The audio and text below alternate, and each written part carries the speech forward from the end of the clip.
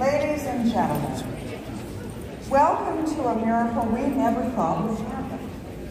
You know, a lot of us here in the room and elsewhere around the country, about a decade or so ago, we all came together in a small group to craft and form a group of people who would go out in the country to create a conservative movement in America. As Margaret Thatcher once said, first you win the argument, then you win the election. And in 2016, we won the election. But a year or so after that, something amazing happened. Some Koreans came to Matt Schlapp and Dan Schneider out of the blue and said, we've seen what you've done in America. We want you to help us. Tell us how you did it, and we want to do it in South Korea. Yeah. And so Cpac now goes to Seoul, South Korea to help them spread the message. When we went last year, we thought 300 people would show up. Thousands of people came. Overflow crowds everywhere. But let me give you some background on the Korean situation. 70 years ago, at the end of World War II, the communists of North Korea attacked and invaded South Korea, trying to create a communist Korean government on the whole continent, the Korean peninsula. The Chinese communists came to the aid of the North. The Americans came to the aid of the South Korean freedom fighters. The result was a demilitarized zone cutting Korea in half, left to right. In the North, which had been originally the most prosperous, well-educated population, they chose communist dictatorship by the Kim family. The South moved towards democracy, free market, education, freedom of the press, not a corrupt country at all, and an independent judiciary. But what has happened in the last 70 years is the North has, instead of pursuing the interests of peace and prosperity for its people, has chosen a course of indentured servitude of its people, enslaving them, and his quest for nuclear weapons. The South has gone from an undeveloped country, when I was a graduate student there in 1973, where there were open sewers and open troughs, to one of the most modern, sophisticated cities in the world. What we have today, though, that is not, we're not just going to tell you about it, we're going to show you a living example of someone who has escaped from a North Korean prison into the South. And she will tell you what it's like to live under socialism and communism, where you have given up and do not have any rights at all. So we want to welcome today Dr. Aaron Lee.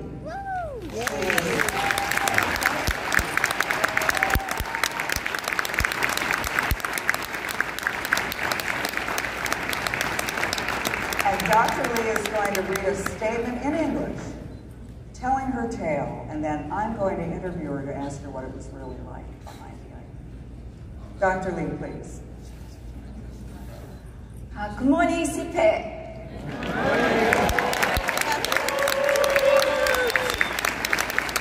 I am Aaron Lee. I escaped from North Korea to free world 33 years ago.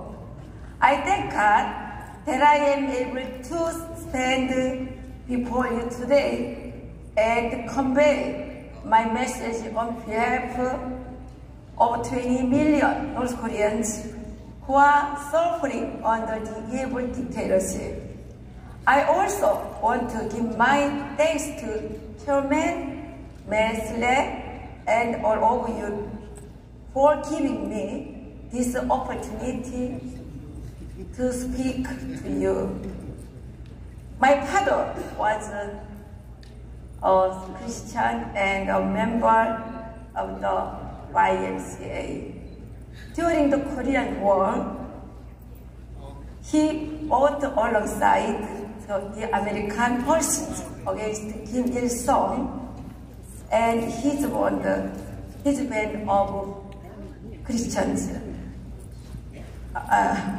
of communists.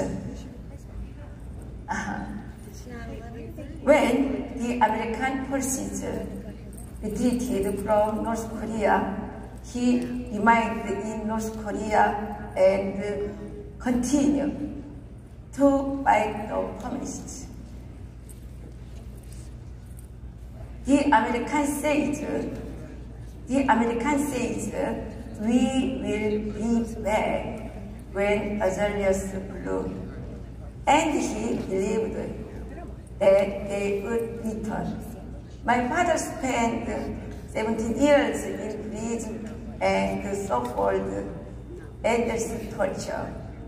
One evening, during dinner, North Korean secret agents rushed into our house and took us to prison camp far away in the mountains.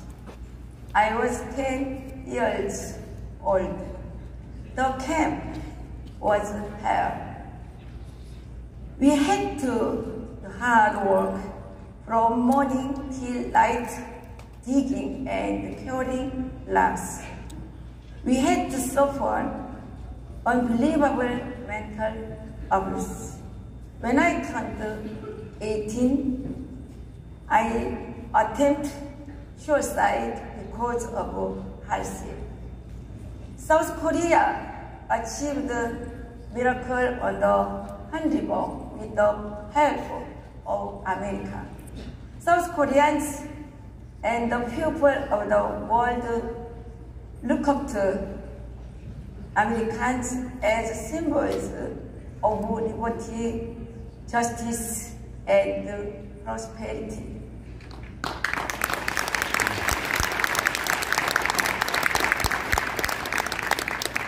But we have a problem in South Korea. Pro-North elements have their way in South Korea. They have taken over the government, the media, and the labor unions. They are looking to win the National Assembly in the election in April to revise the Constitution. Right now, the Moon government has imprisoned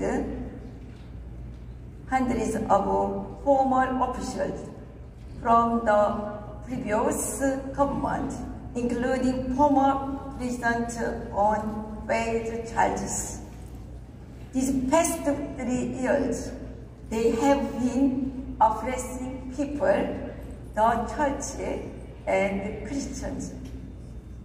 Freedom fighters are working hard to win the next election. We are working hard to make our alliance with America stronger.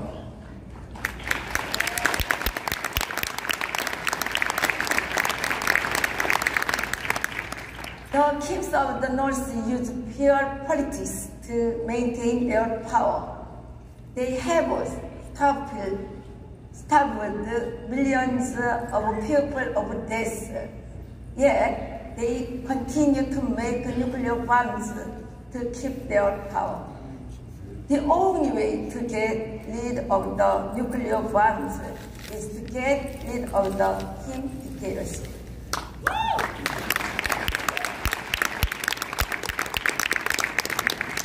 As a person who has experienced the communist dictatorship in North Korea, I am amazed at the level of freedom and wealth South Koreans enjoy. It is all because of the strong alliance between America and South Korea.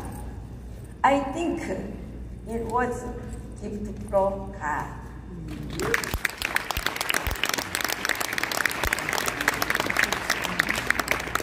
America is a true friend who protected freedom and democracy for South Korea. South Korea and America must go together.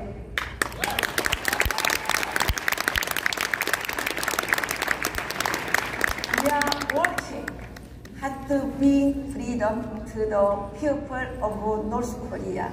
They have a right to happiness too. I want to remind you of the words Americans hold. My father in North Korea 70 years ago. We will be back when other years bloom.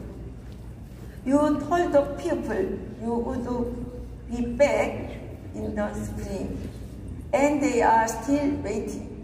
It is time for them to get their freedom. They are working hard for their freedom, but they can't do it alone. They need your help. They need our help. Please pray for true peace in the Korean Peninsula.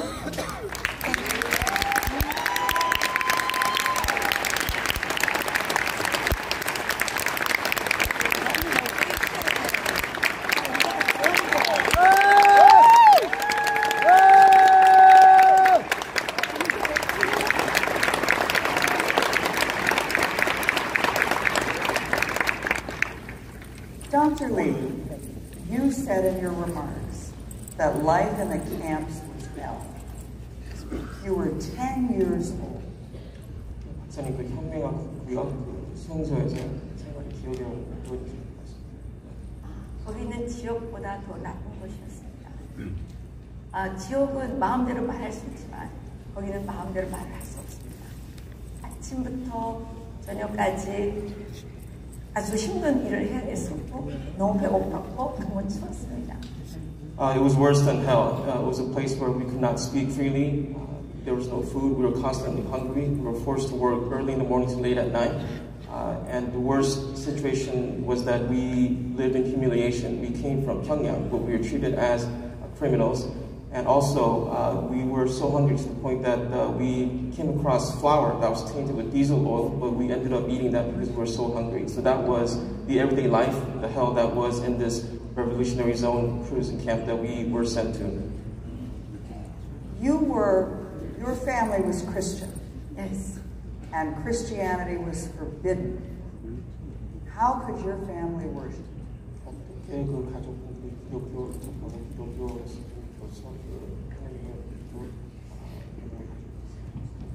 저희 가족은 원래 평양에서 살았고 평양에서 기독교를 접했습니다. 저희 아버지는 잠깐 신학교를 다니신 분이셨고 저희 할아버지 할머니 모두 크리스찬이었습니다. So our family lived in Pyongyang, and that's where they became believers in Christianity. And my father actually attended seminary briefly, and my grandparents were believers as well.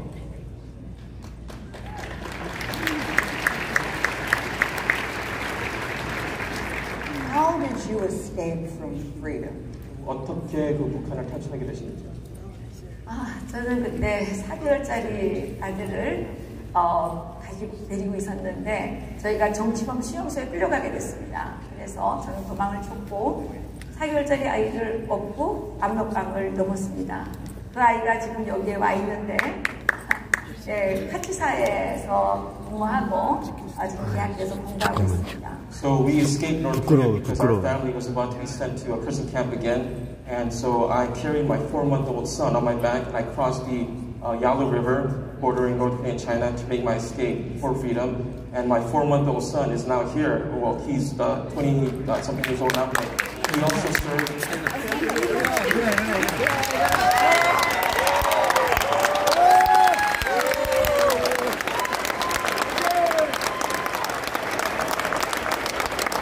My son also served with the U.S. military as part of the Katyusha, the Korean organization for the U.S. Army.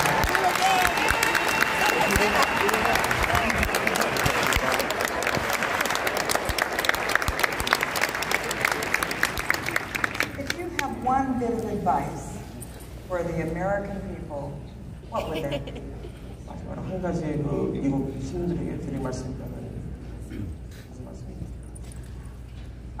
자유는 인간에게 가장 소중한 것이고 북한 주민들은 자유를 가지지 못했기 때문에 노예가 됐고 지옥보다 더 고통스러운 것을 살고 있습니다. 미국 국민들이 51년도에 한 약속처럼 북한 주민들을 꼭 해방시켜서 자유를 선물해 주시기를 바라고 자유 세계가 영원하기를 기원합니다. So, freedom is the most precious thing for a human being, and North Korean people right now, they are not living in freedom, they're living as slaves under that dictatorship. So as the Americans promised my father 70 years ago that they will be back, I pray that all of you Americans here will remember the North Korean people and bring freedom to the people of North Korea. And lastly, I would say that may freedom live forever.